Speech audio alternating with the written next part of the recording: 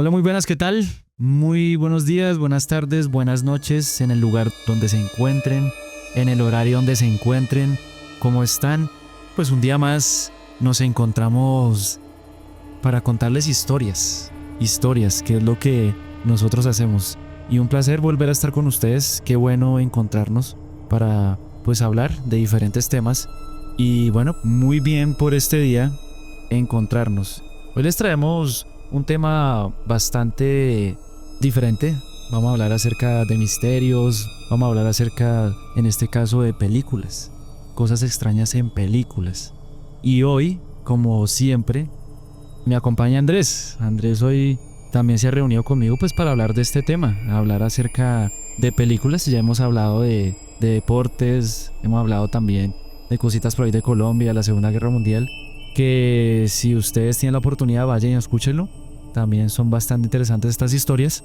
Y pues hoy vamos a traer otra, vamos a hablar de películas, así que siéntense, tomen sus palomitas, lo que tengan, pónganse bien esos audífonos porque vamos a contar historias misteriosas acerca de películas. Entonces hoy vamos a traerles dos historias, una yo como siempre, y Andrés también otra tiene.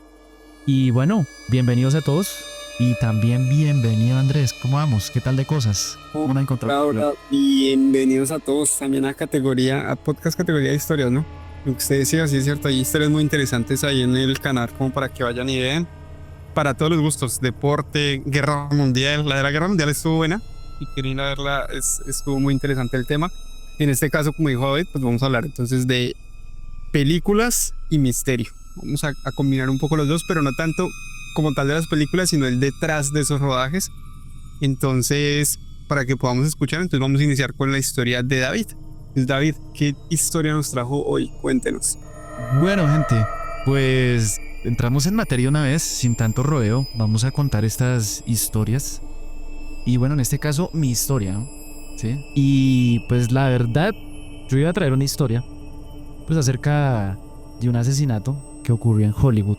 Pero me puse a pensar y yo dije, no, yo pienso que la dejamos para otro tema, así como de asesinatos extraños o desapariciones, me parece que cabría ahí.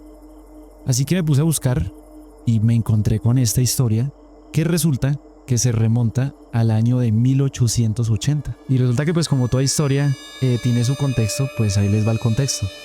Resulta que todo gira alrededor de una construcción urbana pues muy particular. Esa construcción que les estoy hablando está entre, no sé, estilo francés, alemán, más o menos en esos términos. Y la construcción a la cual estoy dando contexto solamente se terminó hasta 1884. Y desde el inicio fue concebida como lo que hoy se conoce en el mundo inmobiliario como una propiedad trofeo. Ese término se usa cuando alguien compra una propiedad porque la necesita, sino pues para exhibir su riqueza. Sí, como si fuese un trofeo. Entonces esa propiedad se compró para eso, para que gente pues de buen dinero comprara ahí y la exhibiera, porque pues no necesariamente es que la necesite. Entonces, con ese contexto de lo que estoy hablando es del edificio Dakota en Estados Unidos. Es un edificio bastante conocido, sobre todo por esos lugares, y para entender su importancia pues hay que situarse en la ciudad de Nueva York en 1880. Pues resulta que en esa época la gente adinerada pues solo vivía en mansiones, pero mansiones privadas, y no cualquier mansión. Y era considerado en ese momento que vivir en edificios o apartamentos era visto como algo de clase baja. Solamente quienes vivían en ese tipo de lugares pues eran pobres, por así decirlo, o de clase media. Entonces sucedió que eso cambió, esa idea cambió, sobre todo por esos años, por un hombre que se llamaba Edward Clark. Entonces él dijo, venga, como que aquí en Estados Unidos tenemos un problema. Y entonces él llegó con una idea innovadora. ¿Qué pasaría si construimos un edificio donde la gente rica, que considera eso pobre, viviera ahí? Entonces Clark en su momento creía que si él hacía las cosas bien, podía demostrar que sí se podía vivir en un edificio compartido, con el mismo lujo, la misma privacidad y hasta el mismo glamour que una mansión podía ofrecer. Pero entonces, pues aquí viene una pregunta, o sea, ¿qué es lo que podía ofrecer?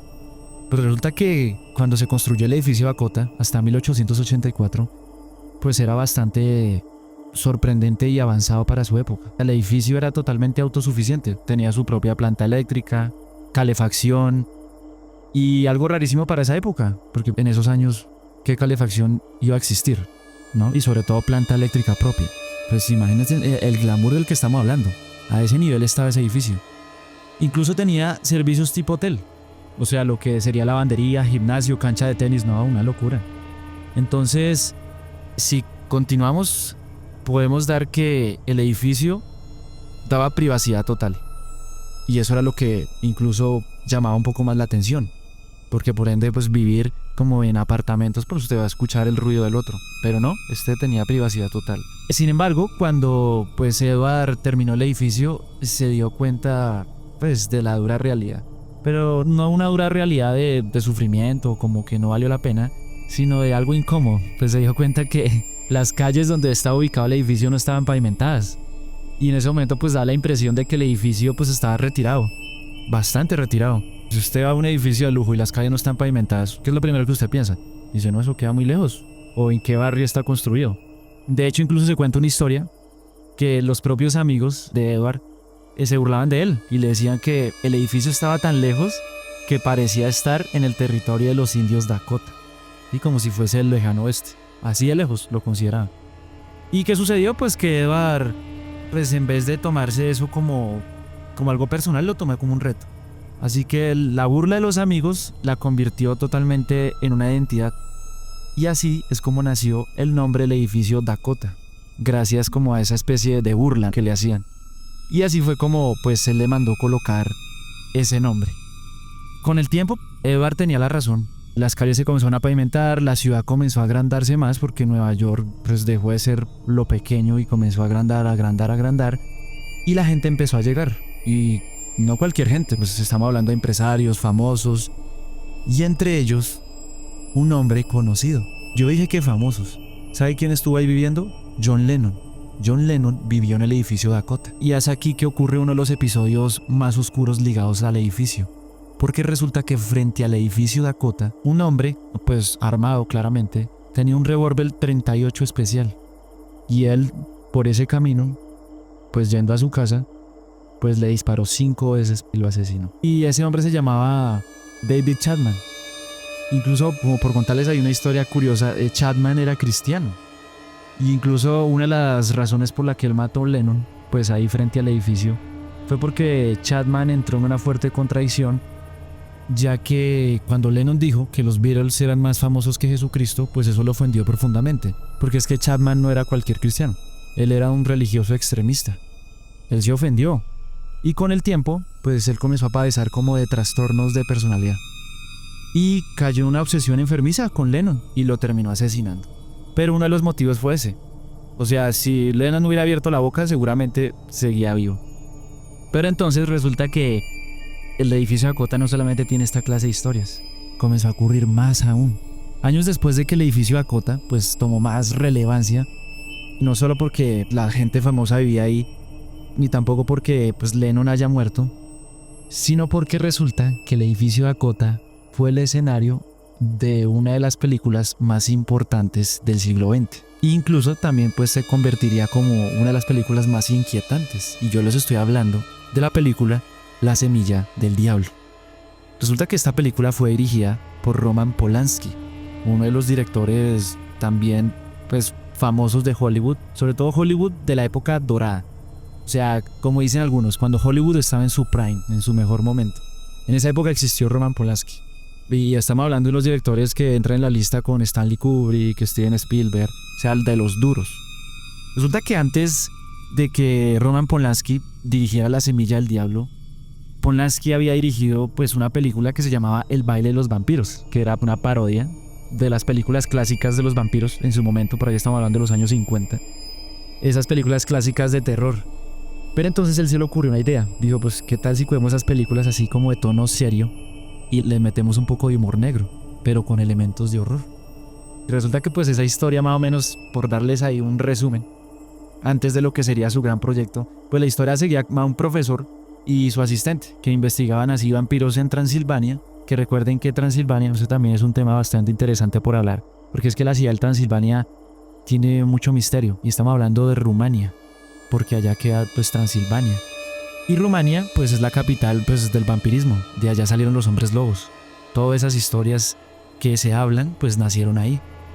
Y resulta que en esta historia, tanto el profesor como su asistente terminaban como atrapados en un castillo. Pues gracias a ese éxito, porque esa película fue exitosa, que dirigió Polanski, pues consiguió un proyecto incluso mejor que El baile de los vampiros, La semilla del diablo. Pero resulta que para él llevar esta historia al cine, él tuvo que adaptar la novela de Ir al Living, porque esa película está basada en una novela. Pero la novela tiene un título diferente. La novela se llama El bebé de Rosemary. Y el bebé de Rosemary, pues, va a tratar más adelante lo que sería La semilla del diablo. Polanski en ese momento pues estaba buscando a alguien que lo respaldara, un estudio, alguien que le diera la mano. Y ese estudio fue Paramount, y lo logró. Entonces él ya tenía la novela, ya tenía los derechos de la novela, Paramount ya había dado la plata, así que había que construir la historia. Pero resulta que la historia se centraba en una pareja joven, que era John y Rosemary. Resulta que cuenta la película, pues para quienes los hayan visto, creo que es de los 80, no recuerdo bien pues más o menos la fecha, pero pues trata más o menos de eso. Cuenta la película que Rosemary deseaba tener un hijo, mientras que pues el sueño de su esposo, que pues era John, era ascender en su carrera como actor. El lapso de la película, o sea, cuando comienza lo interesante, lo intrigante y lo terrorífico, por así decirlo, es cuando ambos dos se mudan a un nuevo apartamento. Y en ese apartamento pues era un edificio. Y en ese edificio habitaban vecinos peculiares, gente extraña y rara, que escondían pues un secreto. Pero no era cualquier secreto, era algo perverso. Y aquí es cuando la película se pone más turbia incluso, porque durante una escena, Rosemary es drogada por sus vecinos y cae en un estado como de semiconciencia. Y aquí es cuando viene lo perturbador, porque cuando en esa condición que ella se encontraba, de droga, ella sueña, incluso ella piensa que está imaginando. Pero no es cualquier sueño, porque en ese sueño ella está siendo poseída por una figura demoníaca. La película muestra como una mezcla de sueño y realidad, como que sí siento que me está pasando, pero al mismo tiempo no entiendo porque siento que estoy atrapada como en otra realidad, ¿no? La persona no sabe en ese momento cómo describirlo. ¿Y qué sucedió? Pues que ni nada más ni nada menos, no solamente era un sueño, sino pues ella hace parte de un ritual satánico. Y ella observa cómo la figura del diablo está sobre ella, es decir, se acuesta con ella. En otras palabras, en la película Rosemary se convierte en la portadora del anticristo, porque por eso la película se llama La semilla del diablo. Y es que aquí entra una conexión clave, porque toda la historia gira alrededor de un edificio, y ya se imaginarán cuál edificio estamos hablando, el edificio Dakota. Todo sucede ahí. En la película, el edificio Dakota se llama The Bamford, así se llama el edificio. Me imagino que era como por derechos de autor, que pues no se le dio el nombre como tal. Pero Polanski contó después que él eligió ese lugar. Por ejemplo, si ustedes van y miran fotos del edificio Dakota, ustedes van a encontrar que ese lugar es raro, porque eso parece una construcción medieval como católica, no sé, algo así se puede observar. Porque tiene gárgolas, tiene techos altos, así como puntiagudos, muy gótico todo. Incluso por dentro, los pasillos dan como esa sensación sombría, como rara. Así que Polanski contó que ese edificio encajaba perfectamente pues con la atmósfera que él quería construir, que era el terror psicológico que él quería crear. Resulta que después de terminar la película se estrenó en febrero de 1969 y fue un éxito total. Incluso Polanski fue nominado por su adaptación del guión. Así de bien fue adaptar la película de una novela. Pues yo pienso que algo difícil es adaptar una buena película de un libro, y este tipo lo logró, tanto así que fue nominado. Pero no todo fueron colores o felicidad. La cinta en su momento recibió críticas fuertes. Por ejemplo, en ese momento existía un productor, él se llamaba William Castle.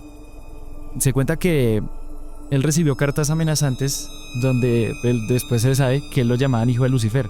Todas esas cartas venían de grupos católicos, cristianos, donde pues protestaban de que la película era muy oscura y muy satánica, y la verdad sí es muy densa. Yo alcancé a ver algunas escenas y sí, es bastante complicada de ver. Y no sé, más extraño que le hayan enviado esas cartas, pero sí, tiene ese trasfondo oscuro.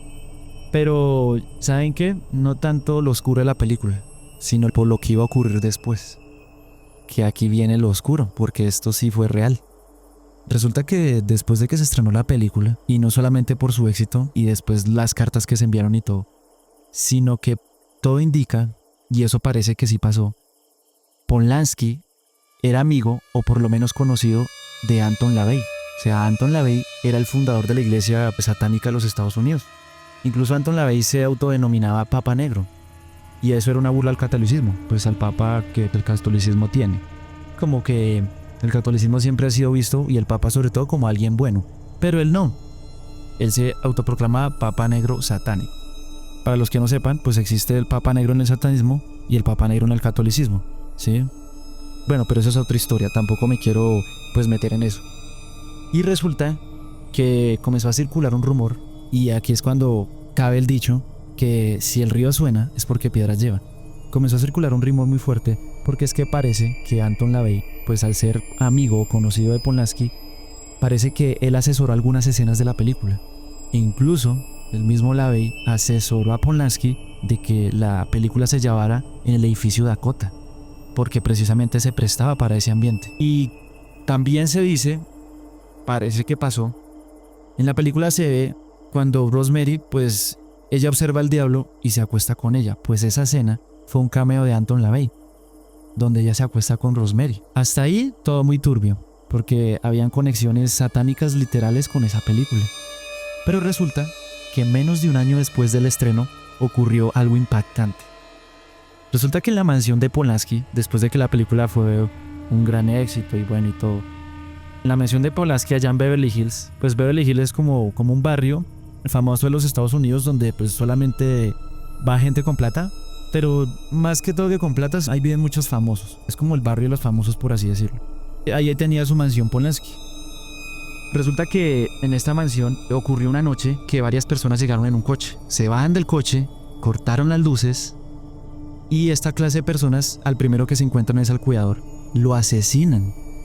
Y no solamente les bastó eso, entraron por la puerta y ventanas, era un grupo de personas, se dividen, y dentro de esa mansión, ahí viene quién estaba. Pues Sharon Tate. Sharon Tate era la esposa de Polanski en ese momento.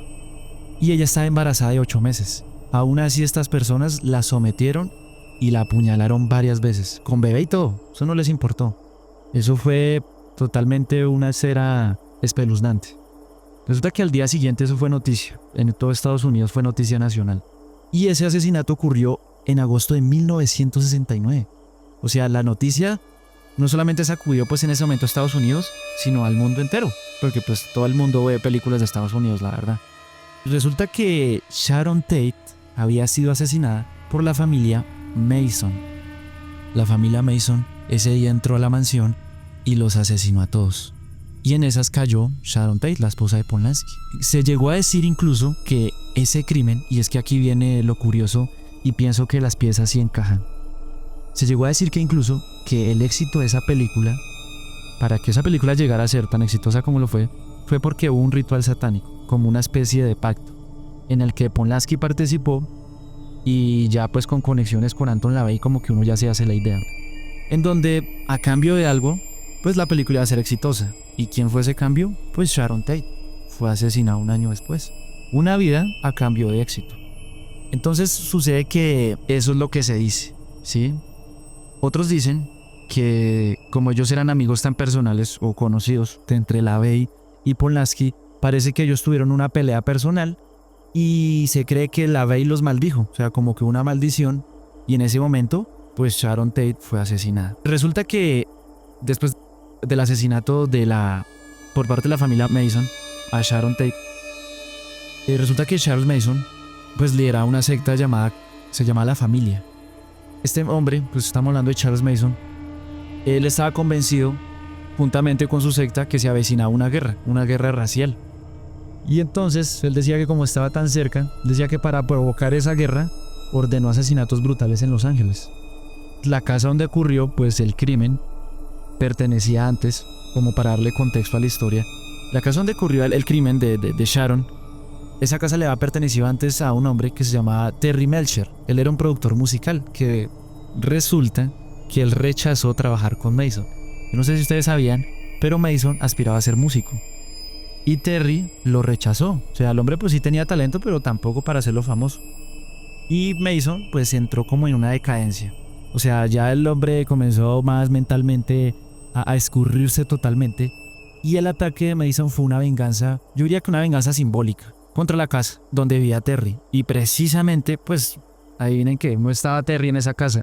Quien pagó los platos rotos fue Sharon. Entonces, como dato curioso, pues de lo que acaba de contar, hay una película muy buena, pues que se llama Érase una vez en Hollywood. Esa película salió en el 2019. Esa película está dirigida por Quentin Tarantino y protagonizada por DiCaprio y Brad Pitt, donde cuenta esa historia. O sea, si ustedes quieren saber un poquito más de esa historia, acerca del asesinato de Sharon y todo lo que pasó con Polanski, véase esa película, es muy buena. Y pues la película básicamente pues recrea esa época de la familia Mason, y plantea qué hubiera pasado si los asesinos hubieran sido detenidos antes. Porque pues en la película pasa algo diferente, porque el actor se enfrenta a los asesinos y bueno, etcétera de cosas. Ahora sí, volviendo a Dakota, y ya después dejando atrás todo lo que yo dije, volviendo a Dakota, comenzamos a ver un rompecabezas. Ya de por sí el edificio de Dakota era extraño. Primero por su arquitectura, era gótica, gárgolas, raro, ¿no? Como que muy hacia lo oscuro. Luego la muerte de John Lennon. Luego se grabó La Semilla del Diablo. Ya ese edificio comenzó a tener fama de que tenía algo raro. Y incluso no solamente pasó eso, sino que ahí vivió en ese edificio Aleister Crowley. Aleister Crowley ahí tenía su pedacito de apartamento. Pues él es considerado uno de los ocultistas más famosos de la historia. Se rumorea y se cree que Aleister Crowley hizo rituales de magia dentro de su apartamento. Y él dejó como esa impronta, como que dejó ese lugar como con algo oscuro, como de muerte, como que ese edificio tiene algo extraño. Ahí también vivió Boris Karloff. ¿Quién es Boris Karloff? Boris Karloff fue el actor original de Frankenstein. Él fue el primero que lo hizo. Y resulta que Boris Karloff, él era espiritista y muchas de sus prácticas las llevó dentro de su apartamento, ahí en el edificio Dakota. Se cuenta que él hacía sesiones para contactar a los muertos. Y los vecinos dice pues haber visto entidades demoníacas en esa unidad. Lo que pasa es que es muy difícil acceder a ella porque es exclusiva. Pero si alguien pudiera entrar ahí, no, yo creo que encontraría todo. Ese edificio en sí guarda cosas raras. No sé, guarda unos secretos muy tenebrosos. Yo pienso que asesinatos, rituales, sacrificios, debe tener muchas cosas. Pero pues como es exclusivo, solamente eso lo saben pues los famosos. Y poco a poco, pues como ya lo habíamos mencionado, allá pues ya vivió las personas que acabé de nombrar, también pues el asesinato de Lennon. Y resulta que al final, pues el Dakota terminó atrayendo tanto ocultistas como ocultismo también. Entonces llegó a tener pues la combinación perfecta. Residentes oscuros, la arquitectura que acabé de nombrar y sobre todo pues una publicidad grande y diabólica que se le hizo. Donde la película de Polanski funcionó como ese anuncio perfecto. Ya de por sí el edificio pues ya era oscuro y esa película pienso que glorificó más de lo que ya era ese lugar. Yo les traigo esta historia que me pareció bastante curiosa acerca de una de las películas, no sabía la verdad, pero una de las películas más exitosas y extrañas por todo lo que pasó detrás. Y la gente lo conecta mucho con pactos, asesinatos, rituales satánicos que se hacen ahí dentro. Y sobre todo rituales que no lo hace cualquier tipo de persona, sino gente de Hollywood para tener fama. Y aquí es cuando viene una pregunta interesante, que yo también quiero que ustedes se pregunten. ¿Ustedes creen que a día de hoy Hollywood tiene que ver con rituales satánicos, con pactos con el diablo para que sus películas sean exitosas? Y que incluso actores practican, así sea en el secreto, toda esta clase de cosas para tener un beneficio. Yo no lo dudo, pero sí me gustaría plantear esa pregunta porque me parece bastante interesante. Me parece muy interesante la historia. Yo conocí el edificio Dakota por John Lennon, una época en la que fui muy fanático de hecho, todavía me considero fanático no tanto de los Beatles, más de John Lennon. Y yo creo que no hay una sola persona en la tierra que no haya escuchado un poco acerca de los Beatles y de John Lennon, y más de la canción icónica de Imagine It. Y lo de la muerte, yo creo que ahí sí se abre un debate largo porque pues hay muchas también teorías. Aparte de la que usted decía, pues se dice que también era el mayor fan de los Beatles, y pues la culpa de la separación de los Beatles se le echa a Yoko Ono y a John Lennon precisamente. Entonces muchos dicen que también fue como represalia por eso. Entonces por ese lado conocía lo del edificio, pero no sabía todo el resto de historias que hay alrededor bueno, y también por la película de La Semilla del Diablo, obviamente, pero todas las otras cosas que habían ahí como alrededor del edificio y todo el misterio de eso, no pensé que era simplemente estaba como lo de la semilla y lo de John Lennon. Pero pues lo veía como dos hechos aislados, pero ya viendo como todo el trasfondo y todo lo que cuentan, sí Sí, la verdad sí tiene mucho misterio. Y aparte de que es un edificio demasiado antiguo, ¿no? Es más misterio aún debe tener. Y que ha sido solo celebridades. Sí, total. Pero ¿qué opina de las conexiones? ¿Le parece conspiración o tiene algo de realidad? Es más, le hago otra pregunta. O sea, sobre todo la última. ¿Qué piensa de esa última pregunta? Para allá iba a responder esa. Primero que todo, yo creo que si todo tiene conexión, no es nada casualidad porque vamos a lo mismo. Estamos hablando de que es gente como del mundo artístico y de Hollywood. Y yo creo que hoy en día negar que toda esta gente tiene como sus pactos y sus, pongámoslo así, vainas raras para no andar mucho en el tema, pues está muy claro. Y de hecho hay muchos que abiertamente lo han confesado ya hoy en día. Digamos, uno de ellos, no sé si han visto por ahí las entrevistas con Megan Fox y su pareja que se toman la sangre ahí entre ellos mismos y un poco de cuentos raros. Entonces yo creo que decir que son vainas aisladas no pasa. Es porque hay un trasfondo de todo lo que ellos hacen, de pactos, de sacrificios y más con todo este mundo con lo de Anton LaVey. O sea, son muchas cosas que uno dice, si fuera una sola de pronto puede ser casualidad, pero una tras otra y la gente que se nombre, que está rodeada alrededor, uno dice nada, esto es por algo y lo están haciendo con un fin en específico, no es porque sí. Entonces para mí sí, indudablemente dentro del mundo más de Hollywood ocurren muchas cosas que si la gente supiera, yo creo que ni vería nada de lo que pasa en Hollywood. No, y fíjate que analizando también un poquito acerca de John Lennon también era un tipo extraño. Incluso mucha gente lo asocia como a lo satánico. Parece que él sí tenía como una especie de pacto. Incluso ese asesinato era porque ya se le había terminado el tiempo y era hora como de morir. Y Chapman fue como la carnada.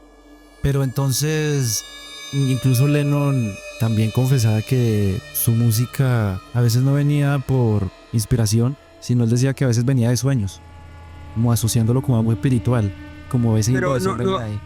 Entonces, no digo esto en defensa de Lennon, pero una vez escuché a alguien que decía que si ustedes se ponen a mirar, todos los que han sido como leyendas en el tema de la música es gente rara o gente extraña. Si se ponen a mirar a Michael Jackson, es alguien que rarísimo, o sea, yo creo que nadie entender. Elvis pues también tenía como un raro ahí detrás de todo lo que significaba, lo que era como tal su personaje. el vocalista, ya le sumó otro, ¿no? Sí. El vocalista de The Doors, ¿cómo es que se llamaba él? Que incluso él también murió en circunstancias extrañas. Incluso el tipo era considerado un genio. O sea, no genio como decir pues de la música, sino en su totalidad. Él tenía un IQ bastante alto. De por sí el tipo ya era extraño. Y la circunstancia en que él muere también. O sea, como que incluso él hace parte del club de los 27, porque murió más o menos a esa edad. Y como que uno dice, uy, ahí sí hay como, no sé. Por eso digo que hay mucho misterio. Si uno mira, por ejemplo, el caso de Kurt Cobain, bueno, etcétera. Es que hay muchos. Entonces uno sí es gente, o sea, hay como un raro ahí, pero yo digo que es un raro precisamente por el mundo en el que se mueven. No, sí, total. Y es que el mundo de Hollywood es muy oscuro. O sea, bastante. La cantidad de testimonios que hay. Por ejemplo, si ustedes miran la carrera de Mel Gibson, por lo que todo indica, es que él intentaron acabar la carrera. Y él incluso entró en una situación bastante difícil con el alcohol, la depresión. Era como si de alguna manera lo quisieran matar de una manera indirecta. Y él le encuentra en un testimonio eso, que él conoció precisamente un actor. Él casi lo nombra, pero la gente como que trató de darse una idea de que lo asoció con el vampirismo. Decía, ese tipo era extraño. Y por esa entrevista y por lo que habló, se cree que él entró en decadencia. Y yo pienso que no solamente testimonios como la de este hombre, sino si toda la gente hablara, uy, no, la gente diría, incluso dejaría de ir al cine, porque son cosas muy turbias. Hay muchos testimonios, sino que pues cada quien pues toma creer, sí o no, pero pues de que hay lo hay. Sí, es verdad, pero sí, el Hollywood en general mueve mucho misterio. Bueno, pues seguimos con la siguiente historia. Ya hablamos un poquito acerca de la película La Semilla del Diablo y pues todo el misterio que hay detrás. Incluso ahí metimos otros temas, bueno, yo metí otro tema ahí también, la familia Mason y todo esto. Pero también sé que nos traes una historia bastante interesante el día de hoy. ¿De qué es? ¿De qué trata? ¿Cuál es el siguiente misterio? Bueno, hoy también les vengo a hablar más o menos de la misma época, pero en este caso nos vamos a centrar en el 1982. Entonces, vamos a hablar los pongo un poquito en contexto. Imagínense en una película donde ustedes graben y que después de grabarse, poco después de estrenarse, los actores empiezan a morir. En este caso nos vamos a centrar en 1982 en Poltergeist.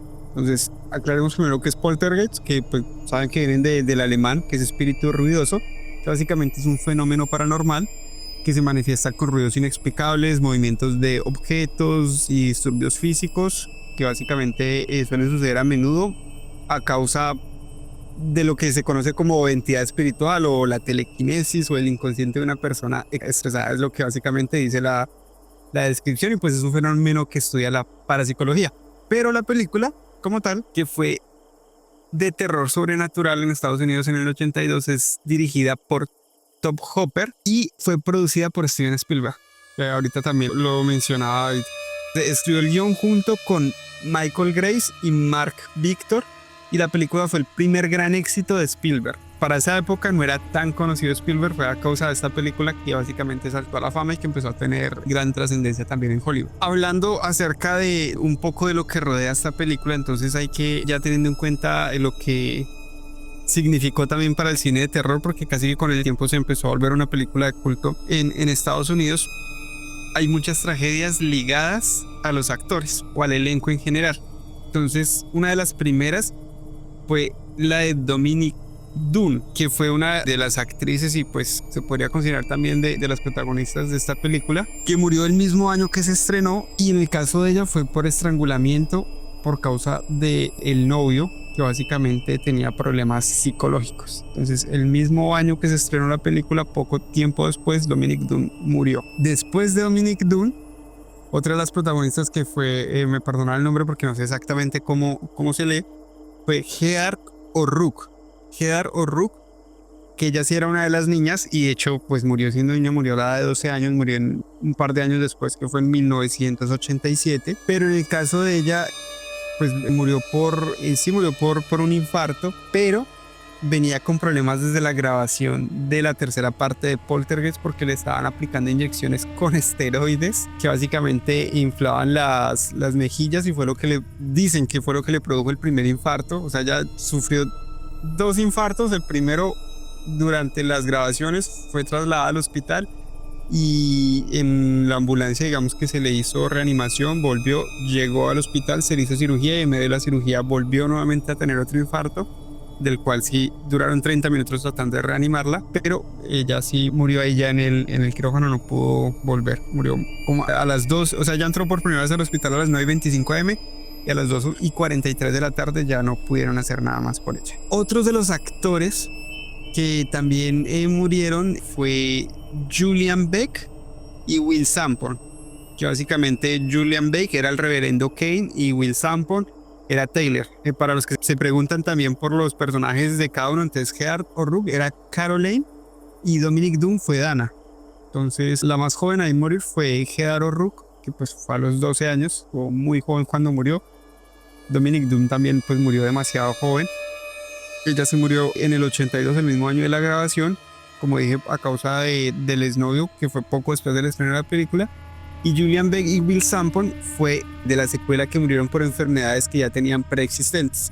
Algo que marcó el misterio como tal de la película está ligado también a una de las escenas icónicas, y es un detalle también inquietante que afirmó también digamos así se dice, la maldición acerca de la película. Y es que en la escena de la piscina dicen que se utilizaron restos humanos o esqueletos humanos reales. Entonces yo también estuve investigando un poco acerca del tema.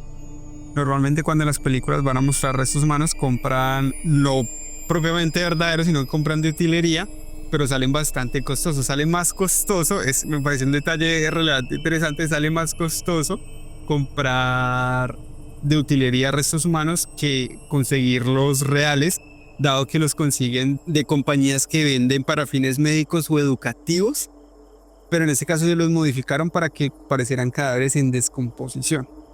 Entonces la decisión fue puramente por presupuesto, que fue pues en los años 80 los efectos especiales eran mucho más caros, obviamente no es como hoy en día, y la adquisición de esqueletos pues realmente era, o sea, reales, fue una alternativa que la producción vio muy válida al presupuesto que tenían para lograr esta película, y así lo hicieron. Pero pues el impacto fue que, o sea, realmente se creó una leyenda como acerca de todo esto que pasó, y se vio envuelta en todo este tema de la maldición debido a a los huesos que pusieron ahí, lo volvieron como una leyenda de que debido a eso la película estaba maldita. Entonces, la mayoría de gente asocia que debido a esto los actores que participaron tanto en la escena como en la película estaban de cierta manera, digamos que también malditos, porque no es normal. Normalmente sí hemos visto otros casos como el del Exorcista, donde también hay casos similares, que hay muertes después de las grabaciones, pero cuando son en películas así de terror sorprende mucho por los temas en los que se toca. Entonces la gente siempre queda muy, lo voy a poner en mis palabras, como muy tocada a ciertos temas. Entonces cuando se hablan de ciertos temas que son de temas espirituales, de fantasmas, en este caso de poltergeist, que se habla de entidades como muy poderosas que pueden tocar el campo físico, pueden mover objetos, pueden hacer cosas, entonces la gente como tiene miedo de ciertos temas o le causa cierta sensación de inseguridad.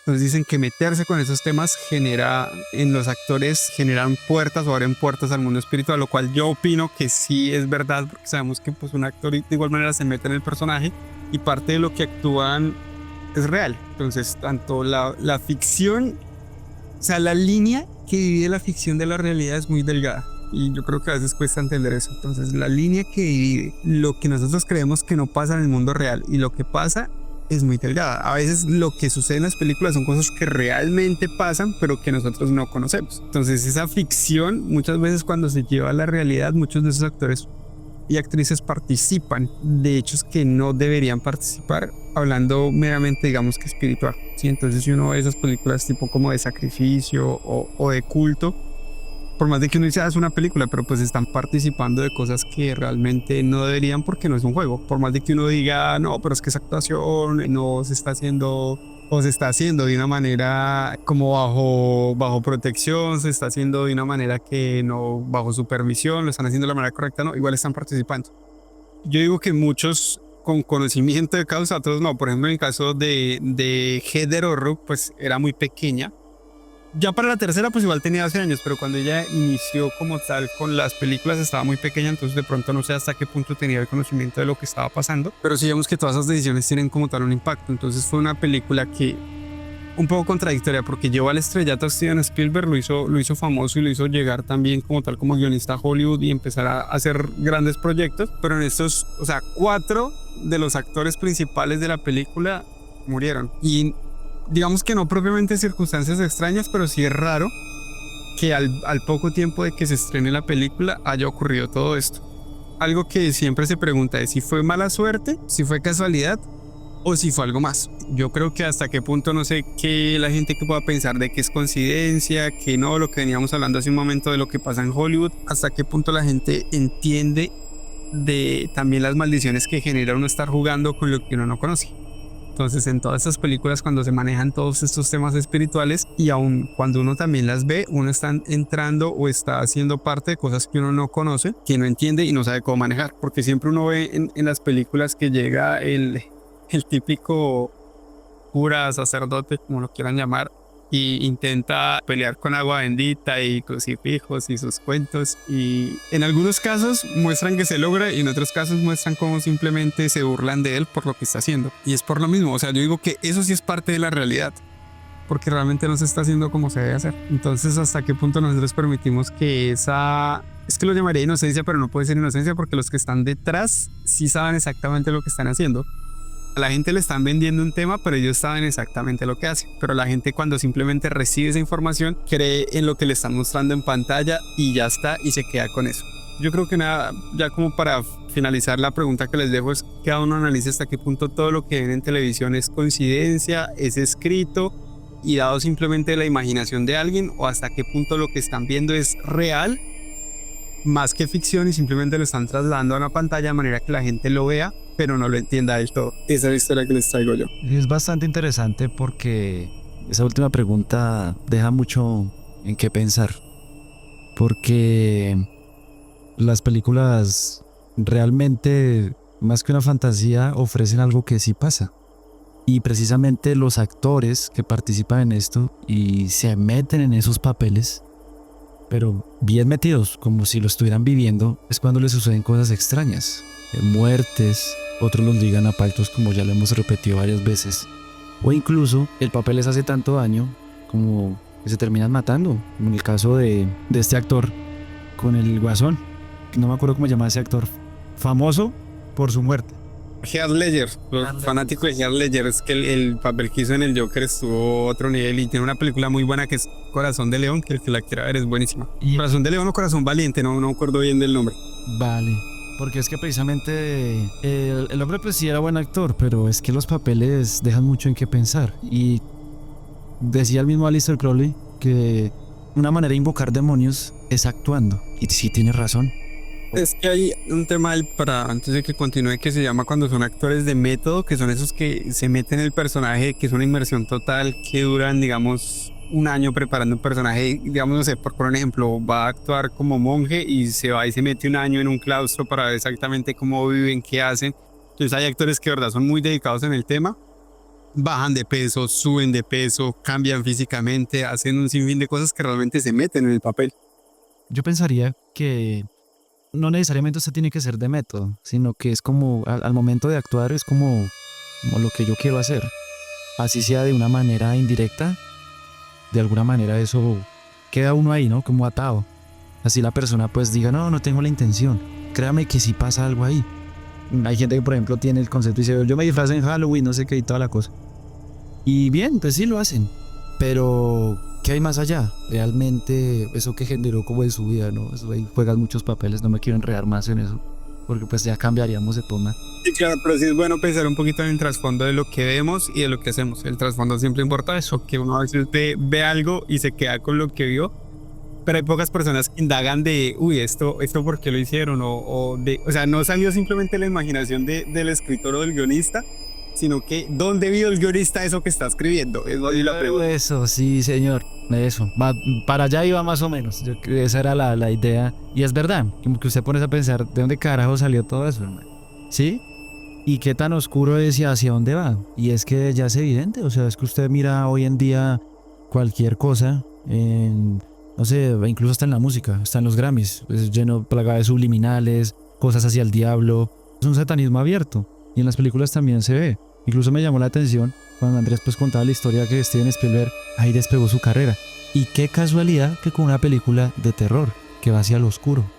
Entonces démonos cuenta cómo encajan las piezas. Cualquier persona puede decir, no es conspiración, se lo están inventando. No, porque es que una cosa es casualidad, que usted lo haya pegado con cualquier cosa, y otra cosa es como desde ese punto de vista, como que uno dice, algo aquí no me cuadra, ¿sí? Entonces démonos cuenta que de cierta manera las películas muestran la realidad y esas ideas, como decía Andrés, ¿de dónde salen? Para que sean tan exitosas. Sí, yo lo que creo básicamente es, o sea, cuando, digamos, Steven Spielberg, que fue el guionista, o sea, el que escribió gran parte de las escenas, porque pues no lo hizo solo, obviamente estaba en compañía, pero yo lo que digo es, Steven Spielberg no se imaginó simplemente ese sueño y lo escribió, sino que para mí lo vio. Pero la pregunta es dónde ven ese tipo de cosas. Es como cuando en una película el guionista escribe el sacrificio de una persona y lo escribe súper detallado. Sí, porque hay películas que muestran cada cosita. Entonces yo digo, eso no se lo imaginó. Él estuvo en alguno, lo vio, lo anotó y lo está mostrando. Sí, es lo que quiero dar a entender. Entonces la gente como que no, es que el escritor tiene una mente buenísima. No, el escritor estaba en cosas raras, vio cosas raras y las está mostrando en televisión. Ese es mi punto de vista. Yo también creo lo mismo, que lo ven, así sea en un sueño, lo practicó, y que incluso no solamente aplica pues en películas, sino eso lo podemos ver en libros, en música, en videos, todo eso se ve ahí, así sea en subliminal o lo que sea. Como que sí, alguien lo ve y alguien lo quiere enseñar, como que nos quieren evangelizar de alguna manera con eso, para que usted lo normalice, como que así jugar con la ouija es normal, tal cosa, pasa esto, y lo tratan de ver con una fantasía, pero ahí queda la indirecta, queda lo que llamamos el subliminal. Esas películas pues algunas quedan malditas, no se sabe qué pasó detrás para que quedaran con eso, qué hicieron, qué pasó, cuántos actores, qué pasó ahí detrás, qué fuerzas oscuras invitaron a su cuerpo para poder actuar de esa manera, porque eso no es gratis, claramente. Entonces pues pienso que deja mucho en qué pensar, y también pues deja mucho en qué pensar pues de lo que uno consume, porque es bueno, sí, las hacen bien, sí, claro, uno no puede decir que no tienen talento, pero ¿qué hay detrás? Tremendo, ¿no? Porque por ejemplo una de las películas así bastante oscuras que yo vi fue Doctor Strange 2, me parece que es súper densa, pues hablando de ocultismo. Y está bien hecha y todo, pero como que me dejó pensando y yo dije, ¿yo qué carajos estoy consumiendo en mi vida? Y pues una película de superhéroes, pero todo lo que la carga que hay detrás me parece impresionante. Demasiado ocultismo. Sí, es demasiado, ya exageran, ya exageran. O sea, ya rayan en... Yo diría que para hacer una película para niños y de superhéroes, rayan un poquito ya en lo cochino. De verdad se pasan en algunas cosas. Entonces pienso que es un tema interesante, que el tema que estamos hablando hoy, acerca de películas, maldiciones, rituales, conexiones pues con lo oscuro y el diablo.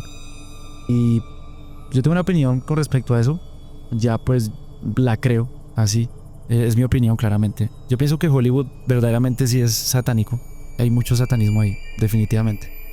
Las películas que se hacen tienen como sus unciones para que vendan, pero eso tampoco es gratis, hay muchos rituales y todo lo que se hace. Y pues qué ver y qué no ver, pues yo diría que por favor no ver ese tipo de películas así como de terror o densas, porque lo llevan a uno a eso. Créanme que sus subliminales y todo quedan ahí y luego la gente termina practicando cosas que ni sabe por qué, porque precisamente pues se le abrió como un espacio a lo que no debería abrirle espacio, con lo que consumió, con lo que vio. Tener mucho cuidado, y lo creo y lo siento, que sí que hay que tener cuidado, y pienso que ahí tenemos nuestras dos historias. Pues no sé, Andrés, ¿qué nos quiera decir más del tema? O bueno, ya concluimos con este pequeño podcast acerca de dos historias que contamos hoy. Sí, ya para concluir, lo único que sí, abiertamente Hollywood. Yo creo que cada día es menos encubierto. Cada día lo hacen más como a la luz y cada día se muestran más lo que hacen. Entonces, entre más días pasan, como que la gente se ha vuelto tan relajada que ya les da igual lo ocultar. Digamos que antes era como más camuflado un poco los mensajes, ya hoy en día son más directos. Entonces, sí, yo creo que cada quien puede analizar exactamente qué es lo que consume. Yo creo que la televisión y en general el cine es bueno porque pues igual es un arte, pero hay que ver exactamente uno qué consume, qué libros lee, qué ve, qué escucha, qué música escucha, porque pues todo genera cambios. Nosotros sabemos que la mente es complicada de manejar, complicada de estudiar, nadie la conoce con exactitud, entonces hay que analizar qué es con qué alimentamos la mente, qué vemos, qué escuchamos y qué leemos. Es básicamente como eso. Ese es como el mensaje. Pues ese es el mensaje, ya lo escucharon. Y ya pues para acotar a lo último, yo siento que esta gente sabe que existe Dios y por eso le dan tanto espacio a lo que es el diablo, porque saben que existe algo, pero que ellos lo reveran como quieren y como pues quieren aparentarlo, ¿no? Ahí les dejamos con esa inquietud en sus mentes. Un placer pues contarles estas dos historias. Los esperamos en la próxima. Por favor vayan y escuchen los otros programas que tenemos. Si no les gusta, no pasa nada, pues hay más programas que vamos a hacer, vamos a contar más historias y pues espérenos para la próxima. Recuerden que esto es Categoría de Historias y nos vemos en un próximo programa.